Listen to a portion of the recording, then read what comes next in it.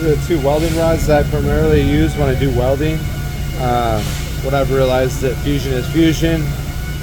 Whatever gets you to the final product the absolute quickest is your best result. I don't like to get carried away with all the bells and whistles and these tools and that tools. I like to break it down to the root of what it is and get it taken care of. So if I was going to weld a small crack, most of the time I'm going to do it with this on the front side, and I'll weld it on the back side with this. Gives me a little bit more area, but really that's all you need to really weld up tears and cracks. It's just a little bit of plastic.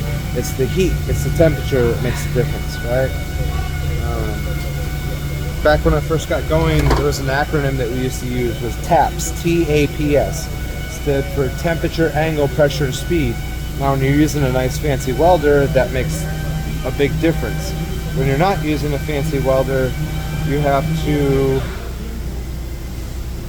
kind of think outside the box, right? So temperature, yes, temperature always is a thing, but temperature for us is just a melting point and not disintegrating it. So if I start burning it up and I see the plastic bubbling, and that's not good, it's too hot, right? But I want it hot enough to the point where it melts. So temperature, yeah, plays a part. Angle is just honestly the feeding angle of how you're feeding into it, right?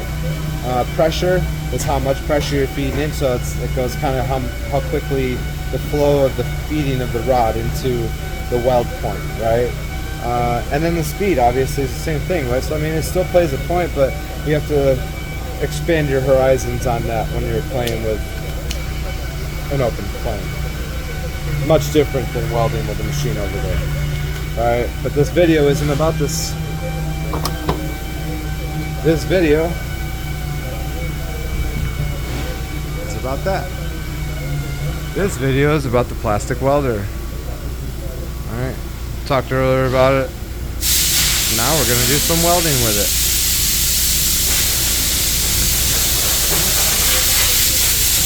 First thing I'm going to do, I'm going to discuss the different types of welds that we have, right? So, first things first, our angle, our pressure, and our speed, because our temperature, we're already going to distinguish with the type of plastic it is. That's going to distinguish how hot it is on here. So, our temperatures already been established, right? So now, the angle, the pressure, and the speed are how this is going to flow down, right? It's going to dictate the flow of the weld, right? So this pressure I have is too much. So I'm going to go back over here. I'm going to turn my welder down for just a trickle. And what that's going to do is it's going to pinpoint the area of the heat, and it's going to make it so it doesn't, not too big, all right? So what I'm going to do is I'm going to preheat both. See if I can get a better angle here for you. I'm going to preheat both. Once I see it start melting, then I'm going to lay it down. And now I'm going to use the heat to collapse the rod in the direction that I want it to. Now this is a basic welding heat. All I'm doing is pushing straight down from a 40-degree angle, 45-degree angle, 90-degree angle, sorry. Pretty dumb chastisement for that one. And I'm allowing the heat to collapse the rod. So as I feel the rod collapsing, I add more pressure. Making sure this flows properly is very key to this type of welding. Okay. So that's a pretty basic weld. Again, I just switched off, right? You can see it flows pretty well, right? It's not horrible. Still don't like it as well, but it's not horrible. Next, we're going to do the flat blade one. And for this, you want to get real close down into the weld point, as close as you really can. And then as you start feeling that collapse, let the heat just kind of heat it a little bit more, and then let it fold over. And now I'm just going to fan back and forth across the blade of the welding ribbon to provide even heat distribution. And the pressure I'm applying is about 1 to 2 pounds of force. If you look at the welding rod, it's just enough to bend it, right? If you notice, I'm not pushing too much. I'm not trying to chase it this way. I'm literally just feeding it into the weld zone, right? So feeding and flowing properly is key to this type of welding. Right? So now once we've done those type of welds, now we practice it a lot. I mean a lot. Alright, now see if I can get this, make sure it's in good video. Follow closely here. Now I'm going to turn it up a little bit. Now I'm going to change my entire idea of how I thought welding should be.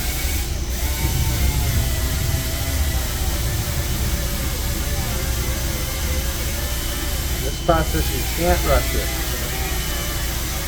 This process, you have to let the rod collapse properly. Now what this is just a turn and then push. Turn and then push. Turn and then push. Turn and push. Forgive it not looking like dimes, but when it's done right,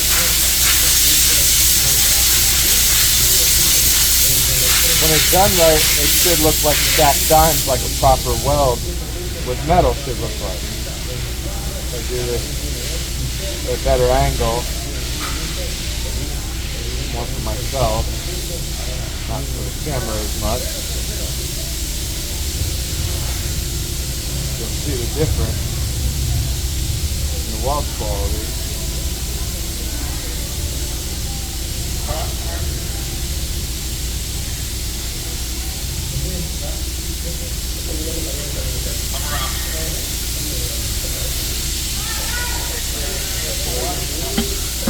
So that's the upgraded weld.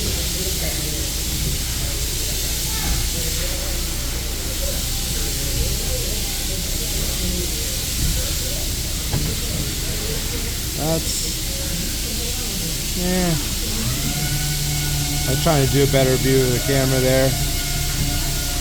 Those are your basic, just flat lay down welds, right?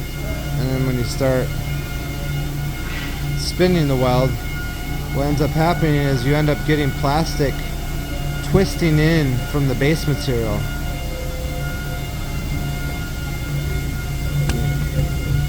Let's see if I can't get a better video here.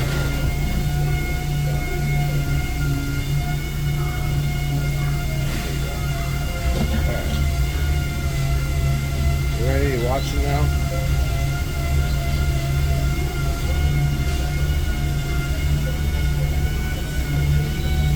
Just like the other welds, just want to start getting the rod hot. Once I feel it start to bite, then I'm going to slowly start spinning the rod, almost like a paddle, right? We just want the heat to really start cooling the plastic as we lay it down. If you rush this too fast, or you're not hot enough, it won't lay properly, won't look right, it won't stick right.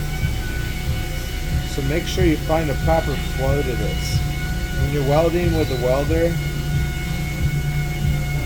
the amount of time it takes to do the welds is significantly more than if I was doing a torch weld.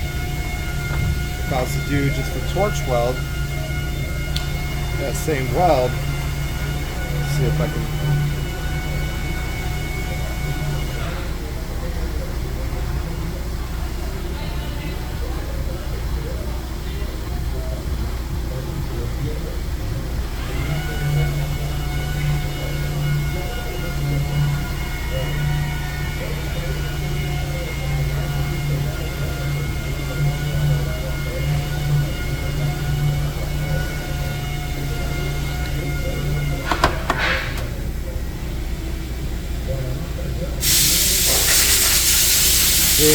The torch weld was much faster, right?